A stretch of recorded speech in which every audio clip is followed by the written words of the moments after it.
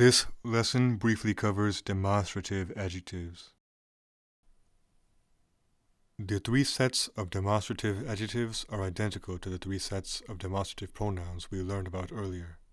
As usual, they must agree with the gender and number of the nouns they describe. The first set is este, esta, estos, estas.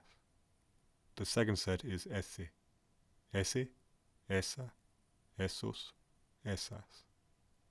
The third set is aquel, aquella, aquellos, aquellas.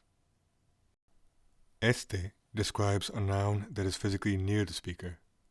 Ese describes a noun that is further away from the speaker, but it may be close to the person being spoken to. And aquel describes a noun that is far from both the speaker and the person being spoken to. Demonstrative adjectives are usually placed right before the nouns they describe. Yo quiero el libro. Yo quiero este libro. Las herramientas son para ti. Estas herramientas son para ti. Los hombres son los expertos. Aquellos hombres son los expertos. And that's it. We already learned about demonstrative pronouns in a previous lesson, so this lesson on demonstrative adjectives is mostly a repeat.